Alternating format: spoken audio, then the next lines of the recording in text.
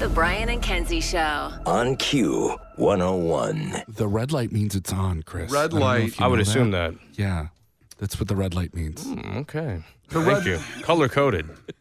I like it. I appreciate it. The red light's like taking the pill in the Matrix. Okay. So if you walk in here and you're something else, but you take that pill when the red light comes on, you change. I change. It's live. Oh, yeah, we're live. I'm feeling good. I'm feeling good. I'm surprised we're on. Yes. Kevin's here. Yeah. Shockingly, you were able to fit your head through the doorway and get through here. So we're starting that early, huh? I need to set the stage. I like it. I need to set expectations because people on Q101, they know Kevin, they know his voice. It's amazing. Yeah. They have not seen his head, and it's shocking. My head has a porch. It does. Yeah. You do have a head for radio, and I respect it. Not a face. Your face is good. Okay. I like his face. All right. I would never. I just think your face looks great. It looks like you're about to buy a Corvette despite your wife's face, which I think most people are cool with that. I mean, hey, listen, in this fantasy, you do, bud. in this fantasy, go with it. All right, Chris Grieco coming in hot, Brian. I'm sorry. Well, this is good because basically that was like the Wikipedia of what roasting is right there. Yes, exactly. There's the verbal Wikipedia of it because it's very interesting. And by the way, thank you, Chris, for stopping by, the co-founder of the Roast Battle Chicago. Thank you for having me. And that's the interesting thing of a group of people that either know each other or don't. And for example, my guy Case here, I can rip on him all morning. I can do what I want. Give me an example of what that might sound like. Did that shirt come out of the hamper this morning, or did you actually wash that before you came in today? Is it wrinkly? That's a very bad roast. That's a very bad roast. He just asked me for something on the spot. There you go. I'm good. This is your show, and so I liked that.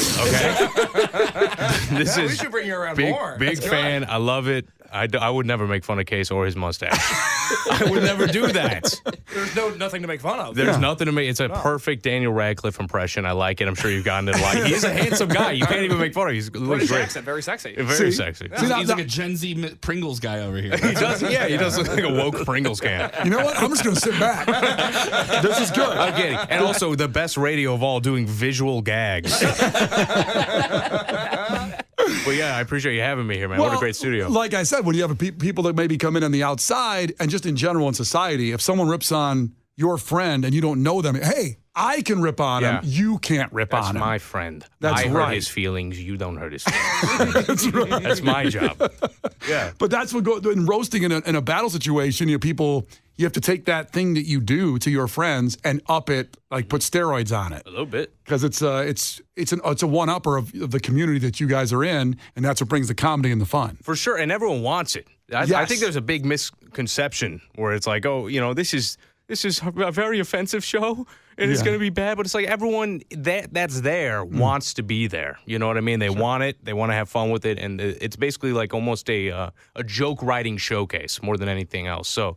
That's what's really exciting about it. And coming up is probably the best thing that we do, in my opinion, which is that we do our tournament. We have a tournament of champions every March Madness. We came up with that, by the way. That's hilarious. We did come up with that. But, we're doing it. It's going to be weekly coming up. We usually go bi-weekly at the old ZANIES Old Town, which I know that you were a big fan of. You're 1-0 there. My 1-0 is doing stand-up there as I was thrown into the gauntlet. I will never do another appearance because 1-0 is a good record. That's a great record. On top. Yeah, I mean, hey, I walked in. I did that. Left. Yeah, dropped the mic, done, I'm out. That's your story. That's my MO. I need you to bomb, Brian. I need you. I kind of need it. Should we have Brian come on? Do you want to sabotage Brian? That isn't fair. He doesn't just have one good set and he gets to say he's great at it. Wait, so with the battle, when you say it's is it a bracket like this first night at we're Lincoln Lodge. We're going to be at Lincoln Lodge on Milwaukee Avenue, right across the street from the Concord. Okay. We're doing it there because ZANIES, as you mentioned, is a small, beautiful, intimate venue. It hasn't changed. It's been that way for over 40 years. Right. We had 32 comedians the first night. Holy crap. So imagine all of March Madness starts in one place. How much time did each guy get or girl? They're going to battle each other 5 jokes each, and we're going to do 16 battles in the first night, 2 shows. If you buy tickets to one, you get to come to both. That's right. Yeah. RoastBattleChicago.com. Tickets are there. And then the rest of the tournament, week by week, you're going to be single elimination,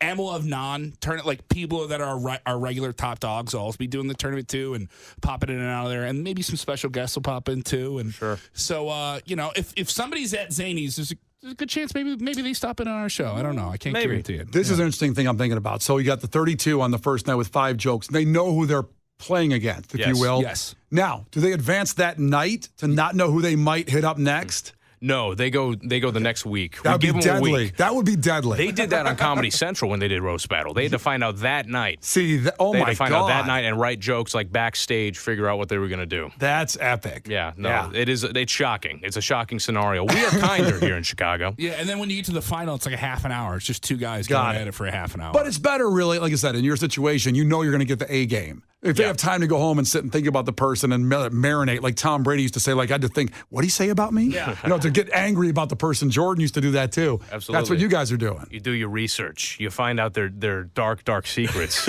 That's what you call want. all their friends, yeah. That's what you want. That's what makes the show great. I think is people get to know each other. You only roast the ones you love. They say, which isn't necessarily true, but we do. We try. We live under that oath. There Is that what you do? Do you go deep on like social or whatever to find something that they can tear up that person apart with? What I like to, yes, the answer is yes. Yep. But we like to encourage is whenever somebody comes on the show, we encourage them always to get to know the person they're going to roast. A lot of people are like, oh, just throw me up against anyone. It's like, okay, we'll do that. But you should definitely like get coffee with them, get to know them, tell each other some dark facts about each other, have a great performance together. Because the first roast battle I did was at Laugh Factory before we even started our show. They did a roast battle at Laugh Factory. I technically won, but I have to remember that I won because it was so bad. We both bombed, dude. We both bombed so bad that I just felt Your accent is coming on thick right now. I'm just telling you. Technically a band. I don't. By the way, the racism is rampant here at Q101. I don't appreciate that. That was Kevin Kellam Wait, speaking. is an accent racism? Is that? That's I just racist. love his He's mocking. He's mocking. I like it. Toes a line. Yeah, that makes me sick. Why do you think you bombed? Just both the jokes didn't hit with the audience? You thought they hit in your head and you were going to kill the person with it, but the audience didn't appreciate it, didn't understand it or whatever? Yes, it's actually a very unique and complicated scenario in that we weren't funny. So that was we thought we were going to be funny, and then we went up there, and it turns out we were not funny. Yeah. So that was a tragic thing to find out in the middle of the performance. But that's why we encourage people to get to know each other and like really prepare, because there's nothing worse than going away as a technical victor, but the audience felt like they lost something. Do audience people laugh at better looking comedians? They do. The Matt Rife syndrome right now. Matt said, well, is he better looking or does he just look like he got stung by bees? I don't know. He's a handsome boy. I'd kiss him on the fat lips, dude. I tell you, he's got plump lips and I'd kiss him. But He's pretty handsome. he's a handsome boy. I do want.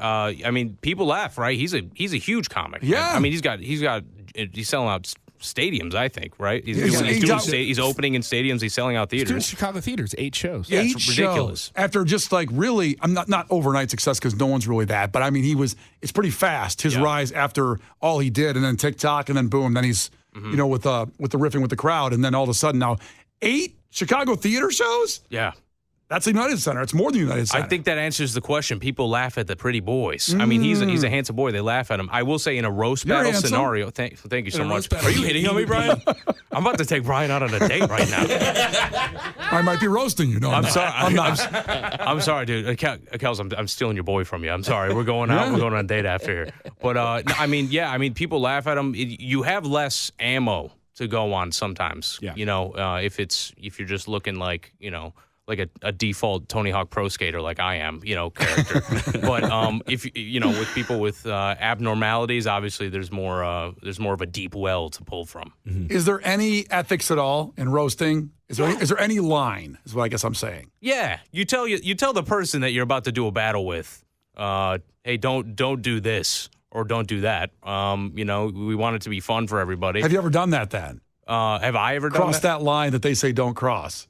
I have not. No, I've seen it on the show though. Yeah. Yeah, a couple times. Drama. Yeah, it creates we'll get drama. those late night text messages from someone who stormed out of the show really quickly. Yeah. We'll get those a couple of times. Kay said don't talk about his mustache before he came in That's here. right. And Oh, I will, really? and I'm I- sorry. And I will be suing you. henceforth. You should have shown me the paperwork, Brian. They put me in front of the microphone. They didn't know what I was saying. No, I mean, yeah, it's one of those things where anything can happen in a roast battle, right? If you're there live, you don't know what's going to happen. Yeah, it could be like a kind of a cool thing, 2 friends busting balls, that kind of thing. Or it could be that scenario where all of a sudden Case's mustache brings up and the whole place burns down. Right.